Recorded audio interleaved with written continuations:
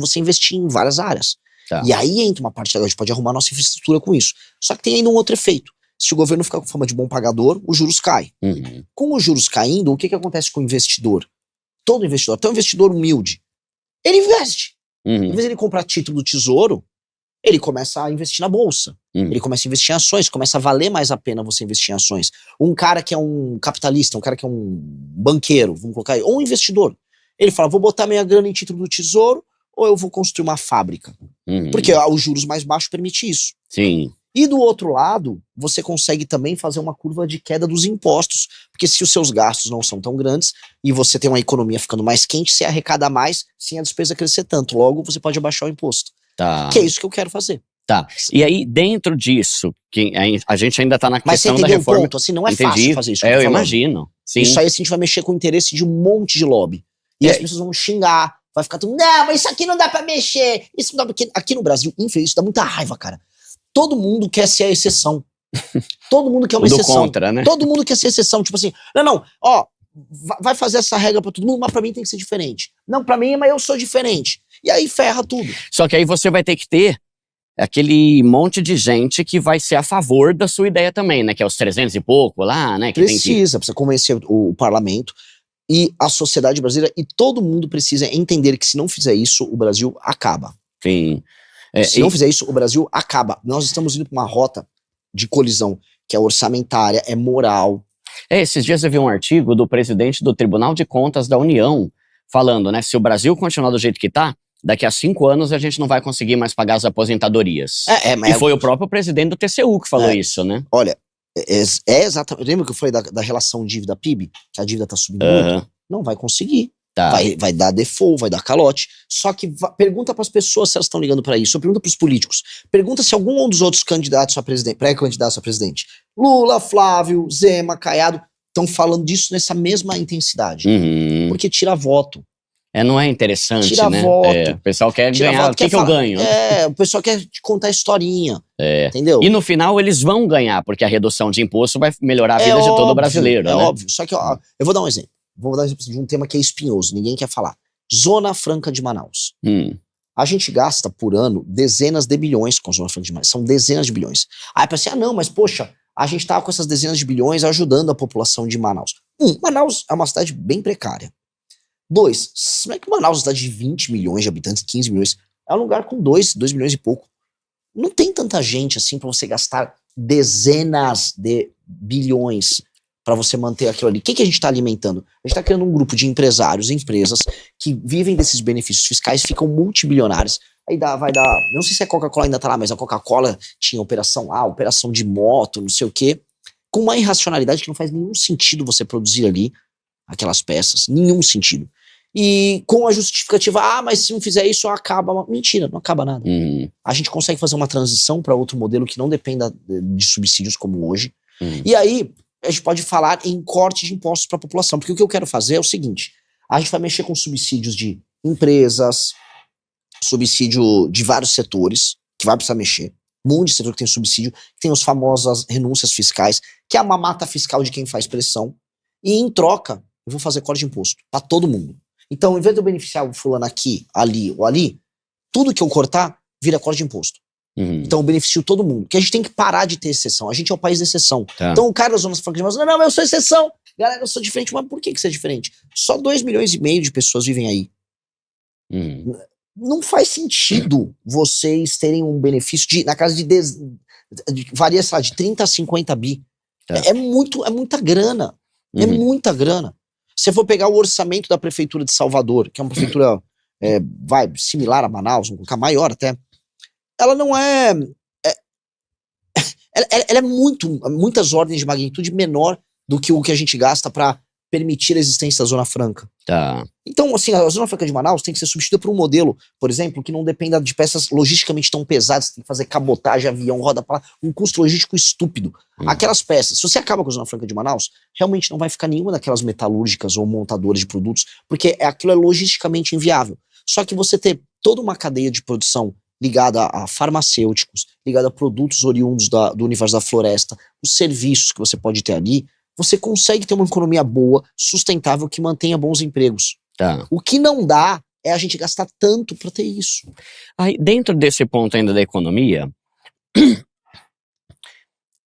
na minha percepção, o Bolsonaro, ele tentou diminuir o tanto de gasto público cortando um monte de cargo, e o Lula fez o oposto. Faz sentido isso? O Lula sempre aumenta gasto, então uma constante dele é aumento de gasto, aumento de contratação. O Bolsonaro, o Paulo Guedes, ele tinha interrompido vamos dizer, aquela curva de contratações, né, os concursos para posições, e acho que isso foi bom. No geral, entretanto, o governo Bolsonaro estourou o teto mais de 11 vezes. Tá. Ele estourou o teto e ele basicamente endividou todo o governo no final do mandato dele para poder se reeleger. Então, fiscalmente falando, ele deixou a desejar. Mas você achou que foi ruim? Tudo bem que ele pegou a pandemia também, né? Não, mas foi, economicamente falando, o que ele fez?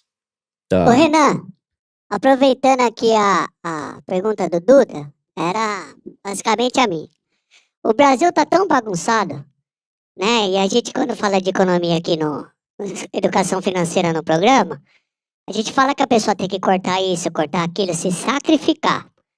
Aí que você falou do Bolsonaro é mais ou menos isso, né? Ele até começou a fazer no final para ganhar voto, ele teve que se render, aí se endividou todo, certo? Então, é difícil, né? Pegar 4 anos e para organizar o Brasil que tá bagunçado. E tem tempo para isso em 4 anos? Eu acho que a gente precisa de ter um remédio amargo que vai ser feito sem pensar na próxima eleição. Porque você não tem certeza se você vai ser reeleito. Tem que fazer o que precisa ser feito. E tem que fazer de uma maneira que quem pegar depois o governo não possa estragar o que foi feito. É que o Brasil muda a cada 4 anos, né? Muda. E o problema, assim... cara, eu só fui entender de vez essa dinâmica rodando as regiões mais pobres do Brasil. Tipo assim, vou pro interior do Maranhão. Quando você vai... Eu vou fazer norte agora também. E você entende a dinâmica da política nesses lugares? As pessoas todas dependem de migalha do governo. Essas cidades nos interiores do Brasil vivem de migalha. O governo vai tacando migalha ali e as pessoas vão ter que sobreviver dessas migalhas. Isto, sinceramente, justifica, não que justifique, no sentido positivo do termo, isso explica o porquê chega a eleição, os governantes vão jogando, vão tacando grana, porque eles têm uma política de financiar e subsidiar o miserável pro miserável votar nele no fim do dia. É esse o jogo. É um jogo político muito perverso. Este jogo político precisa acabar. Porque toda a classe política brasileira é sustentada por isso. E quase todos os governantes, eles trabalham pensando apenas nisso. Nessa chuva de subsídio, nessa chuva, no fundo, de compra de voto que tem. O Bolsonaro fez. O último mandato do Bolsonaro, o ano do mandato do Bolsonaro, foi sobre isso. O Lula tá fazendo agora. Neste ano eleitoral, o Vale Gás, a energia elétrica para todo mundo. Agora, ele vem com tem o pé de meia, vem com o Desenrola 2.0. Agora ele quer fazer o Desenrola do Agro. E ele quer fazer algum subsídio para motoristas de aplicativo. É tudo, repara, é tudo sempre na exceção para ele pegar um setor aqui, um setor ali. Ganhar um setor voto. Aqui, é isso. É ganhar voto. Enquanto o que a gente precisa fazer pro Brasil não é para um setor aqui ou ali, é uma coisa flat, é para todo mundo. Tá. A gente precisa alterar as regras para beneficiar todo mundo. Quando você vai querer um setor aqui ou ali, é o que você tá fazendo cálculo para comprar o voto. O Lula quer, quero 2 milhões de votos de motorista de aplicativo. Eu quero pegar o pequeno agricultor familiar que tá endividado. Aí ele vai fazendo essas políticas. E dá resultado, né? E dá. Porque é um país desgraçado, cara. Porque é um país desgraçado. Mas aí a gente entra no outro ponto, que é o da educação, que eu quero que você fale um pouco da educação. Mas antes, ainda dentro da economia.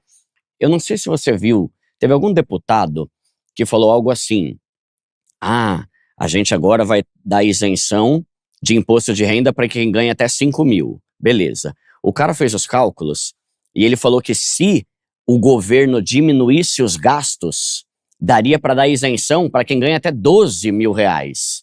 Meio que mostrando que se o governo gastasse menos, a população poderia se beneficiar muito mais. Mas é óbvio. É isso. É óbvio que são os gastos obrigatórios que eu falei. E aí a minha pergunta: diminuir número de prefeituras seria uma opção, sim ou não? E privatizar a empresa, se seria uma opção ou não? Privatizar a empresa tem um impacto fiscal pequeno. Ah, é? É pequeno. Num mundo que vai estar em conflito, em guerra, por conta de recursos naturais, a gente está vendo isso acontecer agora, eu jamais venderia a Petrobras para outra nação. Porque o que aconteceria hoje é uma privatização aconteceria com a Arábia Saudita, a Aramco comprando a Petrobras, ou com uma estatal chinesa comprando a Petrobras. Eu ia pegar uma empresa estatal e ia dar para outra empresa estatal, só que dessa vez de outro país.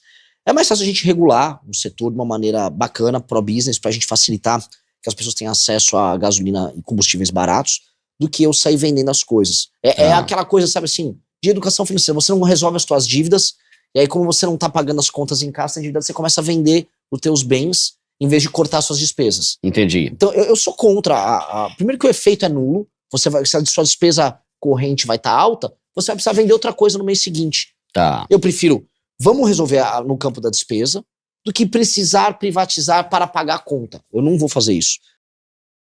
Se você gostou desse corte, já deixa o like para fortalecer o canal e se quiser ver mais cortes como esse, se inscreve e ativa o sininho para não perder os próximos vídeos.